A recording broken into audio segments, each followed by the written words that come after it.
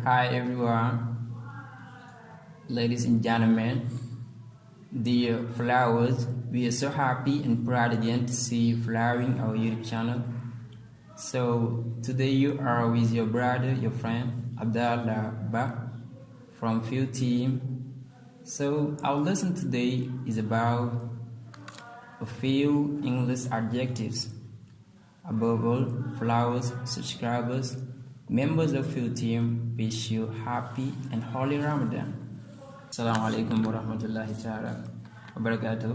Yéen ñi nga xamante ne yéen a safoo di seetaan ak topp Field Team ñi nga amaan mbégte ak contentement ànd ak yéen ci Ramadan Mubarak. tey jii nag ñu ngi leen indiloon leçon anglais bu am solo bu jëm ci melokaan yi nga xamante ne doomu aadama dañ ko bindee wala mu faral di ko dikkal, lu ci mel ni ñaaw wala lu ci mel ni kontaan nga xamante ne kontaan da koy faral di dikkee. bu ngeen taaxir loo tuuti ñu ñëw ci leçon bi.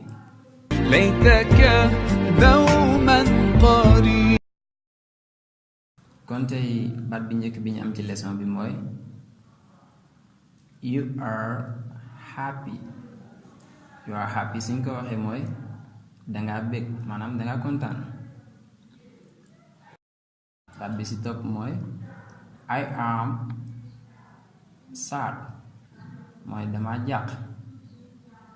bi ñu amaat ba tey ci leçon bi mooy you are insane, mooy dangaa décédé.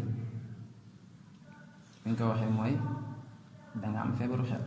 mbokk yi ba tey baat bi ñu amaat mooy he is afraid. He is afraid suñ ko waxee mooy moom ku góor ki dafa ragal.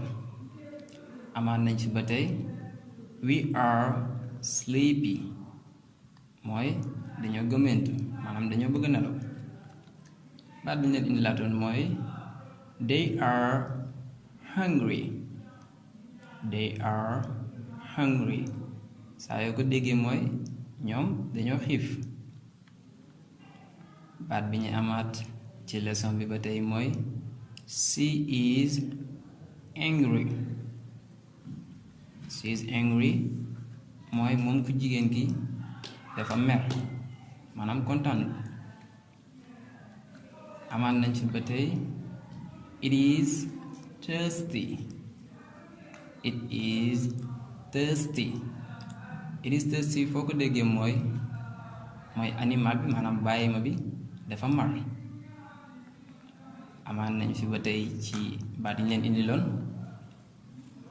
I am kind. I'm kind. I'm kind foo ko déggee mooy dama baax. ñu demaat ba tey ci liñ leen indiloon you are bad. You are bad mooy danga bon. amaan nañ fi ba tey ci baat yi ñu leen indiloon he is ugly. He is ugly mooy moom ku góor gi dafa ñaaw. baat bi ñu leen indilaatoon tey ci leçon bi mooy I am shy, mooy man dama bari kersa. baat bi ñu fi amaatoon ba tey mooy you are tired. You are tired mooy dangaa sonn. ba tey desoon na fi ay baat yoo xamante ne dañ leen ko indiloon. bokk na ci you are intelligent. You are intelligent mooy yow wala yéen da ngeen muus. amaan nañ ci ba tey ci baat yi ñu leen indiloon he is ill. He is ill mooy moom dafa feebar. kon mbokk yi baat bu mujj bi ñu leen indiloon ci leçon bi tey mooy she is pretty, mooy moom ku jigéen ki dafa rafet. kon mbokk yi loolu moo doonoon leçon bi nga xamante ne moom lañ leen indiloon tey. di leen sant, di leen gërëm bu baax, di leen wax ni rek ngeen des di topp Field Team ci Ramadan Mubarak bi nga xamante ne dañ leen fas la yéene indil lépp loo xam ne dañ koy soxla wala ci koor gi mu doon ay leçons yi am solo ci anglais. Wassalamu alaikum wa rahmatullahi ta'ala wa barakatuh.